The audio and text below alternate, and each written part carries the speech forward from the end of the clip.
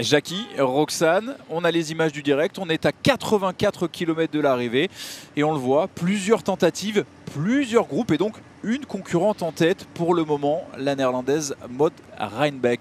Roxane, c'est parti très vite, on le disait, près de 45 km/h de moyenne, même un petit peu plus avec ce vent porteur. Maintenant on a changé de direction, on va peut-être avoir un peu plus de tension dans le peloton. Salut Colin, salut Jackie, bonjour à tous. On a eu une première heure de course à plus de 48 km/h de moyenne. C'est vrai qu'on avait ce vent de dos annoncé.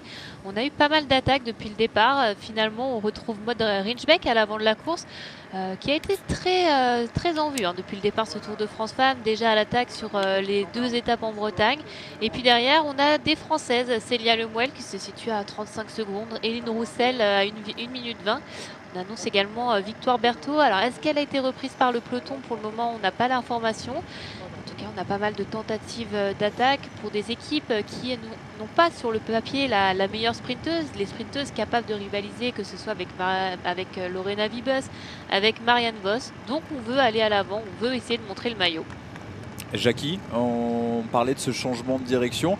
Quel scénario d'étape à laquelle nous pouvons nous attendre aujourd'hui? On voit la formation pique-nique Postenel avec Franziska Kor, la championne allemande que l'on a beaucoup vue, très offensive depuis le départ de ce Tour de France. Il va y avoir forcément à ce moment-là de la course de la nervosité dans le peloton. Est-ce que tout va se résumer à un sprint aujourd'hui ou alors est-ce qu'on pourrait avoir des surprises, Jackie? Je pense qu'on peut avoir des surprises. Il suffit en effet de regarder les images du peloton. On n'est pas du tout sur un scénario habituel, c'est-à-dire avec quelques filles qui ont pris un peu la poudre d'escampette, puis derrière simplement la SD Work de Lorena Wiebes qui roule. Je pense qu'au briefing ce matin, on a dû évidemment parler de cette section. Là, on n'est pas en train d'essayer de revenir sur les filles qui sont à l'avant, mais pour faire exploser le peloton. Et on voit bien, on a un gros collectif Une équipe Movistar qui aime bien justement faire du recrutement dans les pays d'Amérique du Sud. On a également des Colombiennes souvent qui sont passées par la Movistar. Donc c'était une belle opportunité pour elle de rejoindre une formation World Tour. Elle avait prouvé l'an dernier sa valeur. Je me rappelle qu'elle avait fait quelques numéros sur certaines courses. Cette année, elle est là en tant qu'équipière. Alors elle devait être là pour épauler Marlène Reusser, qui a dû malheureusement abandonner le Tour de France lors de la première étape. Donc finalement, cette équipe Movistar a un petit peu changé ses plans sur ce Tour de France Femmes. On les a vus beaucoup plus à l'attaque. On a vu Aude Bianic passer à l'attaque lors de l'étape autour de Quimper. Aujourd'hui, on a cette brésilienne. Donc ça leur permet de se montrer également, d'avoir un rôle différent de ce qui était prévu à la base.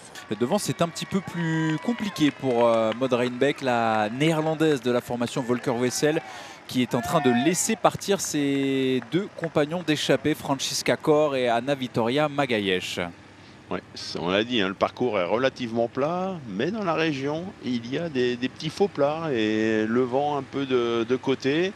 Puis bon, elle a déjà beaucoup donné depuis le départ du Tour de France. Et là, le poids de ses attaques fait qu'elle est malheureusement distancée.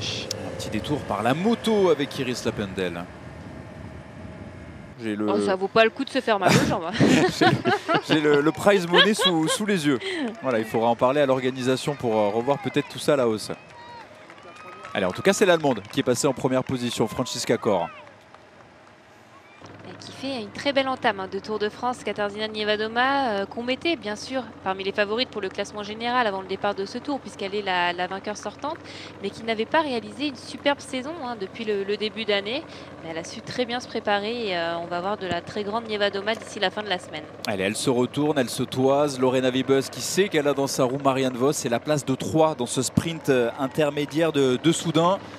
Et Lorena Wiebes qui va déclencher, qui va aller chercher la 3e place, 4e position pour Marianne Vos, qui veut dire qu'elle va accentuer son écart dans ce classement. Lorena Wiebes, elle avait ce matin 130 points contre 112 à sa compatriote néerlandaise pour la formation Visma Leasebike. Et beaucoup de monde dans cette difficulté. Ouais, surtout au départ, aujourd'hui, à la sortie de Saumur, on a tous les châteaux de la Loire. Ouais, c'est une belle petite visite à faire. 2 points pour Anna Vittoria Magayesh. On se répartit les rôles. Au sprint intermédiaire, c'était l'Allemande qui était passée en première position. Dans ce Grand Prix de la montagne, c'est la Brésilienne. Et une chute pour une concurrente de la pique-nique Postenel, c'est Nienke Winke. Qui était ce matin 2e du classement des meilleurs jeunes à 22 secondes de Julie Bégaud. Une Ouais, Adji Insurance aussi. Elle a bien tapé. Elle a bien tapé au moment où on passe sous l'arche des 20 derniers kilomètres pour Ana Vitória Magalhães et Francisca Cor. Alors on va peut-être revoir, ça se passe... Sortie du rond-point. Ah, on a voulu sauter le Ouais, trottoir pour terre-plein. certaines. Et c'est pas passé pour d'autres. Ouais, la championne d'Espagne, Sarah Martin, qui est passée tout proche. Ouais, une concurrente du team AJ Insurance, qui est juste derrière, qui est en train de repartir. Qu'on n'a pas beaucoup vu. Et la Oh chute non. pour la championne olympique, championne des États-Unis, Kristen Faulkner, dans le final. Ah, décidément, hein, c'est pas son année pour Kirsten Faulkner sur le Tour de France. Et la malchance Remettre qui sa continue. Remets ta chaîne, Christine. Ouais, Ah bah ça voilà. va être compliqué pour terminer dans le bon groupe aujourd'hui. Que s'est-il passé? C'est le trottoir. Elle est tombée toute seule, Kristen Faulkner. La team Picnic Postenel également qui va remonter sur la gauche. Le virage à gauche a bien négocié. Marianne Vos en 3e position. Et derrière, il y a des cassures. Il y a des cassures, il faudra faire les comptes à l'arrivée. Parce que pour l'instant, on a une 50aine de filles qui sont à l'avant pour l'instant.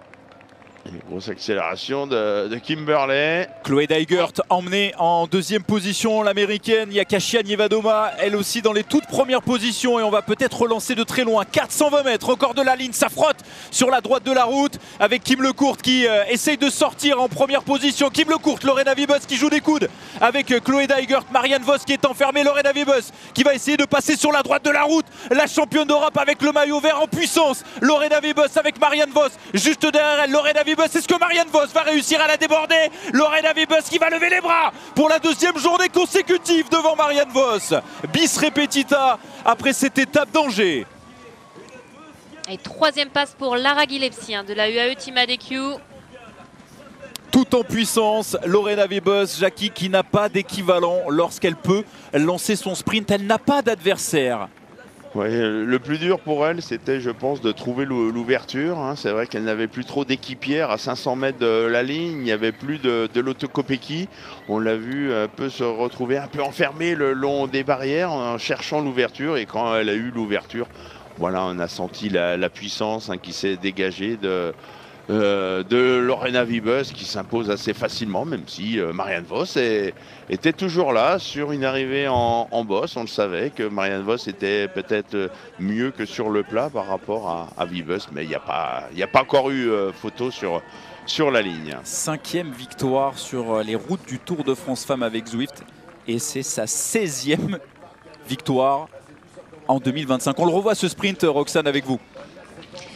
Et on voit, c'est Chloé Dygert qui lance le sprint la première et juste derrière Lorena Wiebes bien calée dans la roue. Marianne Vos dans la roue de Lorena Wiebes. Mais la puissance pure, elle est tout simplement la meilleure. Impossible pour Marianne Vos de venir déborder la néerlandaise. Finalement, un petit peu un remake d'hier avec Lorena Wiebes première, Marianne Vos 2e. Mais j'ai envie de dire heureusement qu'elle est forte, Lorena Wiebes, parce que finalement, elle est souvent esselée maintenant dans le final. On avait vu par le passé Lotte Kopecky être une poisson pilote de luxe. La Belge est un petit peu moins en forme, donc Wiebes est obligée de se débrouiller un petit peu plus toute seule.